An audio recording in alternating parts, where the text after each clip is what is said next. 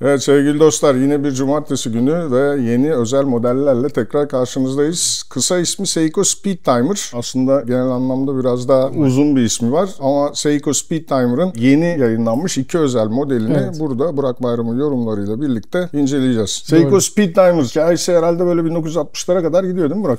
Doğru, 1960'lara kadar giden bir model ailesi. Aslında özel ve önemli bir model diye bahsettin ve yeni bir model diye bahsettin. Gerçekten öyle. Yeni olması çok önemli çünkü çok kısa zaman zarfında Aydın Saat bize bu saatleri gönderdi. Hem Limited Edition'ı hem de Standard Edition'ı. Çok teşekkür ediyorum bu arada Aydın Saat'teki dostlarımıza. Yeni çıkmış modeli bu kadar kısa bir sürede bize ilettikleri için. Şimdi kısa ismi Seiko Speed Timer dedim ama aslında başında bir de Prospex var. Prospex deyince neden bilmiyorum, içgüdüsel olarak bana hep böyle bir dalış saatleri kategorisi gibi geliyor ama burada elimizde iki tane çok özel kronograf var. Doğru. Yani bu biraz böyle çelişmiyor mu kendi içinde? Aslında değil. Senin Prospex'i dalgıç saatleri hatırlıyor olman normal. Çünkü hep dalgıç saatlerini aldın o koleksiyondan. O bakımdan öyle düşündüğünü düşünüyorum ben de. Fakat Prospex serisinde evet diver modeller belki biraz fazla olmakla birlikte işte land tarzı, field tarzı, military tarzı modeller de var. Kronograflar da var. GMT özellikli modeller de var. Yani aslında oldukça zengin bir koleksiyon. Model ailesi. Evet. Model ailesi. Çok da seveni var bu arada. Şimdi ben şöyle bir düşünüyorum. 1969 bir sürü otomatik kronograf kalibre çıkartılmış vaziyette ve bu da o dönemlerde çıkmış kronograf kalibrelerden biri. Yani ilk otomatik kronograflardan biri diyebiliriz. Doğru. Speed Timer bir model ailesi. Otomatik kronograflar içine yerleştirilmiş bir model ailesi.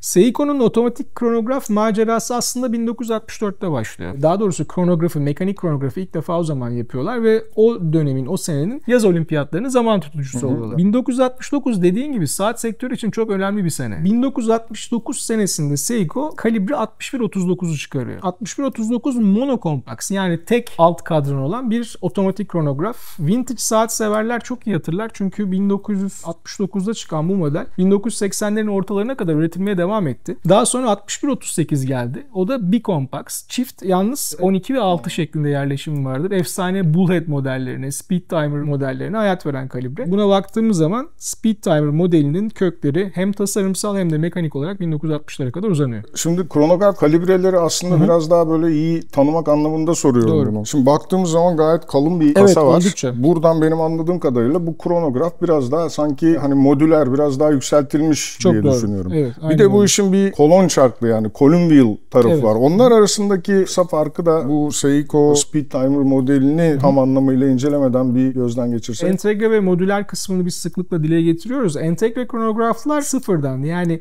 sketch olarak ilk başta kronograf özelliği eklenerek tasarlanan kalibreler. Bu kurmalı da olabilir ya da otomatik de olabilir. Ama sonuç itibariyle burada firma ya da üretici, artık ne derseniz, bir mekanik kronograf tasarlayacağız diye yola çıkıyor ve ortaya çıkan kalibre bu şekilde. Modüler kronograflarda ise normalde 3 kollu veya 2 kollu, tarih göstergesi olan ya da olmayan baz bir kalibre alınıyor. O kalibrenin üzerine bir kronograf modülü eklenerek o kalibreye kronograf özelliği kazandırılıyor.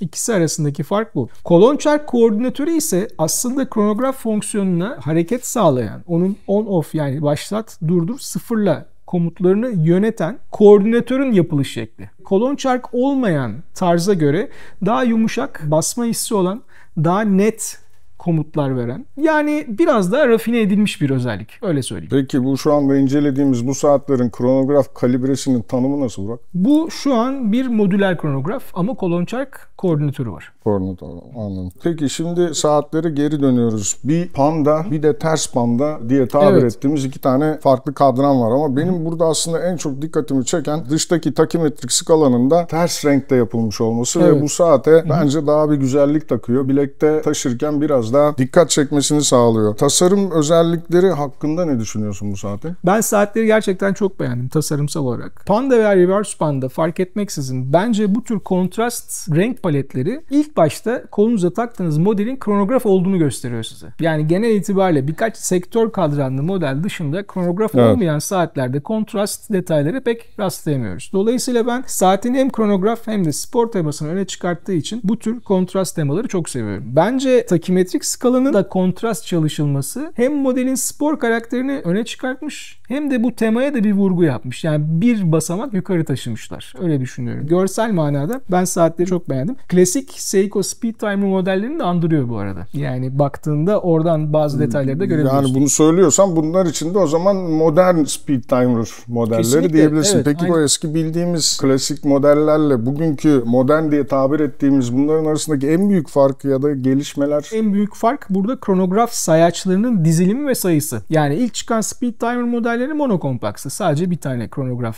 alt kadranı vardı. Daha sonra 61-38'e geçildiğinde bir kompakt hale geldiler. 2'ye geldi. Şu an modern modellerde 3 kompakt haline geçilmiş. Bence olabilecek en güzel kronograf 3 kompakt dizilimi bu arada. Evet. Benim en sevdiğim dizilim budur. Öncelikle tabii ondan bahsetmek mümkün. Modern kalibrenin getirdiği bazı avantajlar var. En başta artan güç rezerv süresi. 45 saate kadar gelmiş. Eskiden daha düşüktü. Bunun dışında tabii ekstra eklenen ayrıca bir sayacın daha olması orada farklı bir kronograf ölçümü yapmaya da el veriyor. Yani diğer 1 ve 2 alt kadranlı olan modellere göre kronograf hem hassasiyeti hem de ölçüm çeşidi açısından daha fazla. Burada saati de ölçebiliyorsun. Evet, aynen öyle. Hem dakikayı 60 dakikaya kadar ölçen bir alt kadran var, bir de saati de ölçebiliyorsun. Aynen. Peki öyle. Burak, şimdi bu saate baktığımda tasarım özelliklerinde bence en öne çıkan noktalardan biri de farklı parçalardan oluşmuş bilezik tasarımı. Biz hatta seninle baktığımızda bu titanyum falan mı dedik, yani böyle değişik bir şey verdi. Bu tarz bir görüntü bence saati daha şık hale getirmiş ama benim sorum şu: böyle bir tasarım kullanarak saatin üretim maliyetleri sence artıyor mu? Bence kesinlikle artıyor. Öyle söyleyeyim. Öncelikle bu tasarım vintage saatlere aşina olan, özellikle vintage Seiko modellerine aşina olanlar için aslında çok da yabancı bir tasarım değil. Çünkü 1970'li yıllarda yapılan bileziklerde de buna benzer tasarımlar vardı. Bir bileziğin onun ortaya çıkmasını sağlayan parçalarını ne kadar sayısını arttırıp parçayı küçültürseniz bu sizin ekstra maliyet olarak hanenize yazılıyor bir üretici olarak. Anlatmaya çalıştığım şey bu. Yani ne kadar amiyane tabirle alingirli bir tasarım yaparsanız o kadar maliyetiniz artar. İşte ben de onu sormak istiyorum. Yani sonuçta Seiko'nun bu Speed Timer modelleri çok öyle üst seviye bir fiyat aralığında değil. Evet. Gerçi aralarında da bir %10'a yakın bir fark var. Onu da daha sonra konuşacağız. Fakat Seiko'nun çok güzel bilezik tasarımları var. Bunda da kullanılabilecek. Yani burada bu fiyatı arttırma sebebi saati kendi koleksiyonları içerisinde biraz daha yukarılara taşıma amacı mı? Yani ne düşünüyorsun bu bilezik tasarımının bu saatte kullanılması ile ilgili? Yoksa işte geçmişe, bu heritage ruhuna uyan bir şey yapmak mı? Ben açıkçası ikincisi olduğunu düşünüyorum. Seiko çok büyük bir üretici ve korkunç adetlerde saat üretiyor her sene farklı segmentlerde. Grand Seiko da bu işin içinde, biliyorsunuz. Kendini ispat etmek için bir segmenti hak ettiğinden veya onun standartlarından daha yüksek bir bilezik koyacağını zannetmiyorum. Yani bu tür bir argüman belki birazcık daha reklam veya satış konusunda desteğe ihtiyacı olan bir firma için kullanılabilir. Ama Seiko için böyle bir şey söz konusu değil. Seiko böyle bir tasarım buraya koyduysa muhtemelen tasarımın bütünlüğünü korumak için yapmıştır diye düşünüyorum. Biraz daha heritage yine o kesinlikle ruhu koruyabilmek. Aynen öyle. Burak, benim elimdeki SRQ 049, senin elindeki SRQ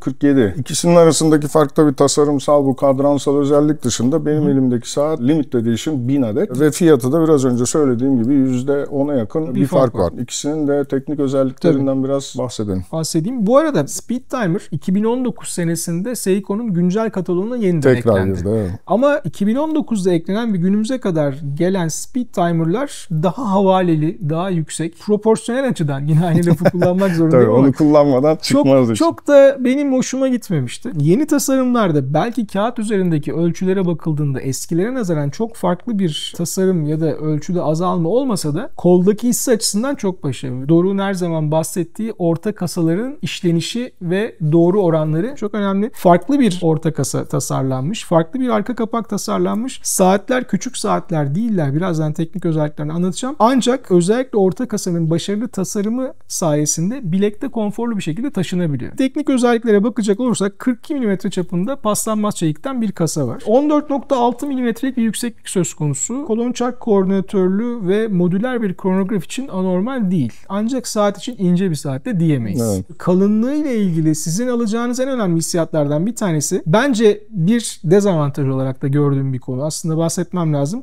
Bu senin çok beğendiğin, çok şık bulduğun, aynı zamanda benim de heritage açısından dönemsel detayları doğru aktarması açısından yerinde bulduğum bilezik tasarımı saatin kasasına göre biraz ince kalıyor. Yandan bakıldığında bu kalınlık farkını görebiliyorsun. Orta kasanın doğru tasarım ve arka kapağın doğru tasarım sayesinde belki kullanım olarak bilekte bir konforsuzluk hissetmese de insan baktığında aradaki farkı görebiliyor. Böyle bir durum. Buna bir şey eklemek istiyorum izin verirsen. Bu bence bir avantaj. Bu tabii benim şahsi fikrim. Tamam. Bu saatte yani bileziğini ayarlayıp kullanma şansım maalesef olmadı. Benim de olmadı, evet. Daha yeni geldi saatler. Fakat büyüklüğünden ötürü, havaleli yapısından ötürü biz bunu seninle farklı saatlerde, farklı modellerde yaşadık. Yani bileğine tam oturtman gerekiyor. Kesinlikle. Yani doğru bir bilezik ayarı yapman gerekiyor. Bu saat oynadığı anda o zaman sana çok ciddi anlamda bir konfor problemi doğuruyor. Bileziğin ince olması eğer doğru ayarlanırsa belki senin bileğine daha rahat oturmasını sağlayabilir diye düşünüyorum. Yani bilezik kalınlaştığında hem bilezik ayarını daha ince yapmak çok kolay olmuyor. Bir de tabii bileğine yapıştırdığın için, oynamaması için kalın bilezik biraz daha rahatsızlık verebilir diye düşünüyorum. Bunu hiçbir zaman tam ayarlamadan öğrenemeyeceğim. Aynen öyle. Öyle düşünüyorum ama haklısın. Bu arada dediğinle ilgili daha sonra bir şey ekleyeceğim. Evet. Bana soracağın bir soru olduğunu bildiğim için. Arka kapak masif bir kapak, kapalı. Güzel tasarlanmış. Seiko amblemi var ve modele dair bazı özellikler. Alışkın olduğumuz bir şey Seiko ile ilgili. Hafif bombeli bir ön cam kullanılmış safir kristal. İç taraftan antirefle yani yansıma önleyici kaplamaya sahip. Bu sayede direkt ışık altında bile ya da hemen hemen her ışık açısı altında kadranların güzelliğini net bir şekilde görebiliyorsunuz. Bu arada paslanmaz çelik kasa ve bileziğin üzerinde Seiko'nun Super Hard Coating dediği bir kaplama uygulanmış. Isı işlemle yapılan ve çeliğin yüzey sertliğini arttıran bir kaplama. Ben geçmişte Super Hard Coating özellikli Seiko modelleri kullandım. Ne bilezikte ne de kasada. Hatta klips üzerinde bile herhangi bir çizik oluşmamıştı. Ben sonuçta saatlerimi temiz kullanıyorum ve genel itibariyle yaşam tarzım çok zorlayıcı kondisyona, zorlayıcı şartlara... Amelilik yapmıyorum diyorsun ya. Evet, öyle de denilebilir. Masa başında çalışıyorum diyelim özetle. Dolayısıyla hani ben saatlerin çizik dayanımı konusunda doğru referans mıyım bilemiyorum. Ama kendi kullandığım ve diğer çizdiğim saatlere bakacak olursak Seiko'nun Super Hard Coating'inin kesinlikle işe yaradığını söyleyebilirim. Bunun dışında 100 metrelik su geçirmezlik de var. Mekanik kronograf için bence kilitli tepe ve butonu olmayan bir mekanik kronograf için hatta öyle söyleyeyim. Gayet yeterli. Yüzebilirsiniz, dalabilirsiniz. Bir problem yok. Tasarımsal manada orta kasanın rafine hatlarının yanı sıra özellikle belirtmek istediğim bir diğer konu da kurma kolu ve buton seti. Güzel iri bir kurma kolu var. Mekanik bir saat olduğu için mutlaka bir noktada elle kurma ihtiyacı duyarsanız bunu rahatlıkla hissiyatı müthiş. Hissiyatı müthiş ve görevini yerine getiriyor. Çok rafine bir dokunuş hakikaten. Piston tarzı kronograf butonlarını da çok sevdim. Hem retro olması açısından modele çok yakışmış hem de benim en sevdiğim kronograf butonu şekli bu. Burada da bayağı bold bir şekilde vurgulanmış. Bu hoşuma gitti. Yani bir de bu boyuttaki bir saate başka bir kronograf butonu kullanırsa herhalde cinayet gibi bir şey olur. Yani sırf kronograf butonları olması gerekenden kısa olduğu için sevemediğim, ısınamadığım başka markaların kronografları var. Aynen. İşin doğrusu burada hissiyat biraz sert. Yani daha iyilerini görmüştük ama tabii kendi fiyat bareminde olabilecek en iyi detaylar seçilmiş. O beklediğin soruyu sana sormadan önce saatle ilgili kendi yorumumu yapmak istiyorum. Kadranı çok güzel yapmışlar. Yani böyle bir 3 boyutlu bir görüntü var. Tonlar çok iyi seçilmiş. Yani birbiriyle klasik bir siyah ve beyaz birleşimi değil. Yani bir şeyler yapılmış burada. Çok net bir şekilde belli. İndisler çok güzel. Yani kadranı tek başına değerlendirdiğinde ben hani mükemmel dışında bir yorum bulamıyorum. Saati beğenirsin, beğenmezsin. İşte kolunda konforludur, değildir. Biri kronograf butonunu beğenir. Bir de biraz önce senin söylediğin kurma tepesi benim bu zamana kadar gördüğüm bu tarz bir saatte kullanılmış en başarılı seçim. Yani dokunduğun anda dönmeye başlıyor. Sertliğini ve o hissiyatı sana hissettiriyor. Bu saat bir de hani koleksiyon oydu buydu falan filan öyle bir şey bahsetmektense günlük hayatta kullanılacak kesinlikle bir şey. Yani bu senin tek saatin bile olabilir. Dolayısıyla kadrandaki o görüntünün seni memnun etmesi her iki versiyonda da bir de kullanım kolaylığı açısından tepenin başarılı olması bence çok güzel. Ama şeyi de denemek istiyorum bu arada. Biraz önce konuştuğumuz ince bilezik doğru ayarlandığında acaba konforu yükseltiyor mu? Yoksa bir dezavantaj mı? Onu da farklı fikirlerin ortaya çıktığı bu videodan sonra görmemiz gerekiyor. Peki klasik sorumuza geçiyoruz. Yani burada bir şeyleri değiştirirdin diye düşünüyorum. Evet, bir şeyleri değiştirdim. Bu soruya da biraz hazırlıklı geldim. Hemen cevap vereceğim. Bahsettiğim bilezik olayıyla ilgili. Yani saate yandan baktığımızda ben bileziği oluşturan baklaların saatin toplam yüksekliği yani arka kapağında camın en yüksek bombesine kadar olan kalınlıkla beraber düşünüldüğünde biraz ince kaldığını düşünüyorum. Bunu bertaraf etmek için bileziği kalınlaştırdığımızda belki çok ağır olacak ya da Serdar'ın dediği gibi bilek üzerinde doğru ayarı yapmak güçleşecek. O zaman ben bunu da ortadan kaldırıyorum. Bileziği kalınlaştırıyorum ama komple titanyum bir saat yapıyorum. Böylece çok hafif oluyor. Aynı zamanda görsel açıdan baktığımda. Kökten çözdün işi yani. Başka bir noktaya götürdün. Süper bir şekilde gayet kasayla uyumlu kalın bir bileziğiniz oluyor ama ağırlığı sizi hiç rahatsız etmiyor. Benim saat üzerinde yapacağım değişiklik herhalde bu olur. Biraz radikal bir değişiklik oldu farkındayım. Biraz değil, bayağı bir radikal üstü bir şey oldu. Ama bir kafanda hayal et. Hiç de fena olmazdı yani. Yine fantazi bir soru sormak istiyorum. Bizi seyredenlerin birçoğu bu saatin potansiyel müşterisi. Ve benzer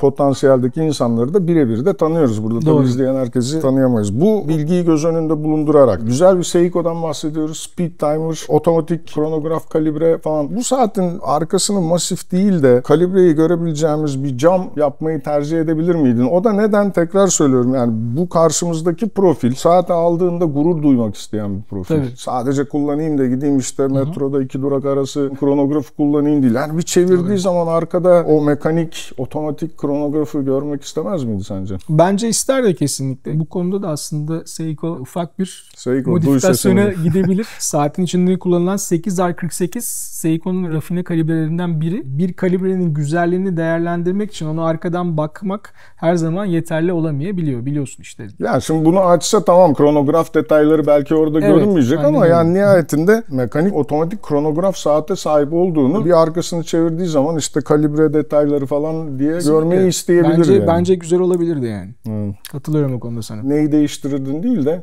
buradan Seiko'ya bir mesaj göndermiş yani benim mesajımı senin mesajına nazaran daha az dikkate alacaklarını düşünüyorum. Seninkinin görünüyor. Olma şansı daha yüksek. Öyle görünüyor. Peki Burak, var mı eklemek istediğin bir şey? Eklemek istediğim bir şey yok. Dediğim gibi yani benim o fantezi değişikliğim dışında çok güzel bir saat. Her iki modeli de gayet güzel olmuş. Ben açıkçası Panda'yı birazcık daha beğendim. Benim daha çok hoşuma gitti. Kadranda bu arada senin bahsettiğin ufak bir nokta vardı. Videoyu kapatmadan anlatayım. Kadranın derinliğinden bahsetmiştim. Kadranın derinliği alt kadranların ve tarih göstergesinin birer basamak aşağıda olmasından kaynaklanıyor. Ve hafif diagonal açıyla yerleştirilmiş takimetrik skala da ekstra bir derinlik katıyor. Bombeli safir kristal cama baktığınızda zaten çok derin bir kadran görüyorsunuz orada. Saatin yüksekliğini, kadranın derinliğini çok ustaca yukarı doğru taşıyan, insanın gözüne hoş gözükmesini sağlayan detaylar. Ayrıca saatin de daha kaliteli gözükmesini sağlayan kesinlikle, detaylar. Aynen öyle. Evet. Aynen öyle. Peki Burak, yine ağzına sağlık, çok teşekkürler. Rica ederim. Değerli yorumların için. Güzel bir hafta sonu diliyorum hepinize ve bir sonraki videoda görüşmek üzere. Görüşürüz. Hoşça kalın.